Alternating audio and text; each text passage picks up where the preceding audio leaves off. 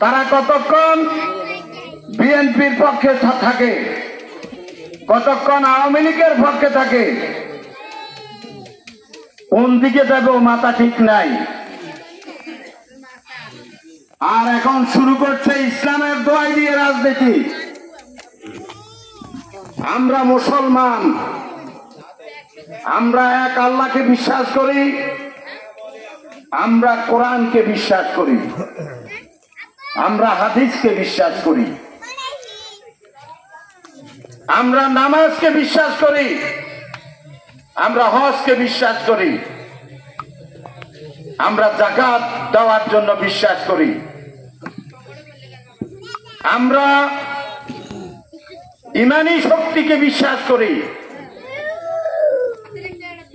আমরা একজনের হক নষ্ট হোক এটা আমরা চাই না, আমরা এটাকে বিশ্বাস করি।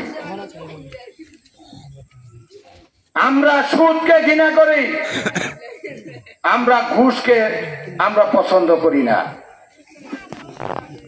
আর আপনি যদি এই গুরুত্বপূর্ণ এই ইবাদতগুলি আপনি সঠিকভাবে করেন, আপনি 5 ওয়াক্ত নামাজ পড়েন, আপনি হজে যাওয়ার উপযুক্ত হয়েছেন, হজ করেন, আপনি সুদ খাইয়েন না, আপনি ঘুষ খাইয়েন না, আপনি হালাল রুজি করেন, আপনি রোজা রাখেন, আপনি যদি কোরআন শরীফ যদি পারেন কোরআন তেলাওয়াত করেন, হাদিস যদি আপনি শিখতে চান হাদিস শিখেন, আপনি এই ইবাদতগুলি যখন আমরা সঠিকভাবে আমরা পালন করব তখনই ইনশাআল্লাহ আল্লাহ পাক হয়তো আমাদেরকে বেহেশতে দিতে পারেন ইনশাআল্লাহ। কিন্তু অবাস্তব কথা বলে ক্ষমতার জন্য কোরআনের অপব্যাখ্যা হাদিসের অপব্যাখ্যা করেন, কিয়ামতের ময়দানে আপনাকে জবাবদিহি করতে হবে। এই দুনিয়ায় শেষ নয়, আরেকটি দুনিয়ায় আমাদের আছে, ঠিক নয়? আজকে আমরা ক্ষমতার জন্য মিথ্যা বলে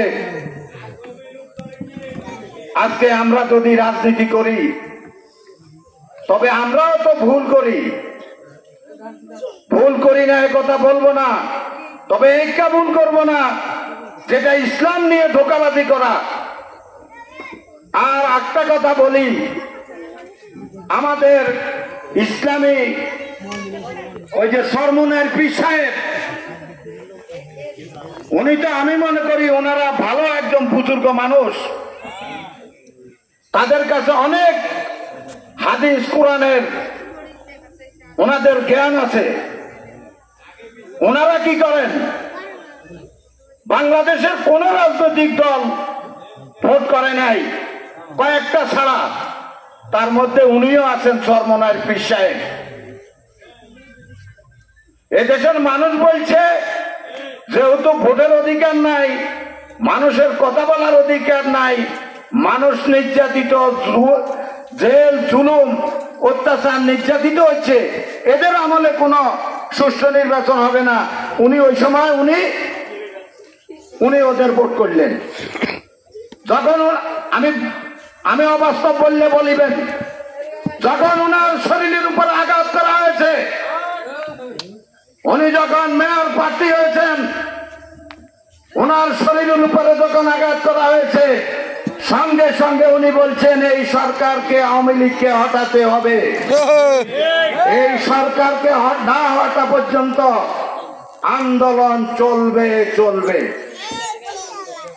যাই হোক, আর উনি বলেন যদি হাত ফাঁকা মার্কা ভোট দেন তাইলে মনে করবেন নবীকে ভোট দিলেন। নাউজুবিল্লাহ। এটা কি ধর্মের অপব্যাখ্যা নয়? অপব্যাখ্যা। আর একজন বলছে দাঁড়িপাল্লায় ভোট দিলে আপনি জান্নাতে যেতে পারবেন, এটা কি অপব্যাখ্যা নয়? অপব্যাখ্যা। আমরা অনুরোধ করব, আমরা স্পষ্ট, বিএনপি বলছে এখন নিয়ে আসছিলেন কদিন পিয়ার ধোকারবাজির রাজনীতি, পিয়ারে ভোট দিতে হবে, ওইটা যখন শেষ হয়ে গেছে এখন বলতেছেন গণভোট দেন। কিসের গণভোট? বাংলাদেশের নারী পুরুষ আবাল বৃদ্ধ জনতা 17 বছর ভোট দিতে পারে নাই। আমরা আগামী 26 সনের ফেব্রুয়ারি আমরা ভোট দিতে চাই। মানুষ ভোট দিতে চায়, হিন্দুরা ভোট দিতে চায়, আমার মা বোনেরা ভোট দিতে চায়। এই ভোটারের সাথে প্রতারণা বন্ধ করুন। বাংলাদেশের মানুষকে ভোট দেওয়ার সুযোগ করে দেন। এই সমস্ত ধোঁকাবাজি বন্ধ করেন। মানুষের কাছে রাজনীতি করেন আপনার ব্যক্তিগত অধিকার, কিন্তু সৎ পথে রাজনীতি করেন। আমরা বলি না বিএনপি ইসলামিক দল, তবে বিএনপি ইসলামকে বিশ্বাস করে। জিয়াউর রহমান সাহেব সংবিধানে বিসমিল্লাহির রহমানির রহিম লিখেছেন, অন্তর্ভুক্ত করেছেন। বুলু ভাইকে ধানের শীষে ভোট দিয়ে জয়যুক্ত করবেন এবং এই কাদিরপুরের যে সমস্ত অসমাপ্ত কাজ আছে রাস্তা থেকে শুরু করে আমরা ইনশাআল্লাহ বরকতুল্লাহ বুলু ভাই নির্বাচিত হলে অতীতে যেভাবে কাজ করেছেন, উন্নয়ন করেছেন, আমরা উনার মাধ্যমে এই কাদিরপুরে উন্নয়ন করব এবং কাদিরপুরে আমরা উনাকে উন্নয়ন করার জন্য আমরা আপনাদের সহযোগিতা ওনার কাছে আমরা চাইব এবং উনিও এই কাদিরপুরে উন্নয়নের জন্য তিনি অনেক চেষ্টা করবেন। এই আশা ব্যক্ত করে আপনারা আসরের নামাজ থেকে শুরু করে এখন এশারের নামাজ হবে, আজান হবে, এই পর্যন্ত ধৈর্য সহকারে আপনারা যে আমাদের বক্তব্য শুনেছেন, এই জন্য দলের পক্ষ থেকে আমাদের পক্ষ থেকে আপনাদেরকে অসংখ্য সালাম, শুভেচ্ছা, আন্তরিক মোবারকবাদ জানিয়ে আমার বক্তব্য শেষ করছি। আপনাদের সকলকে ধন্যবাদ জানাচ্ছি। আসসালামু আলাইকুম।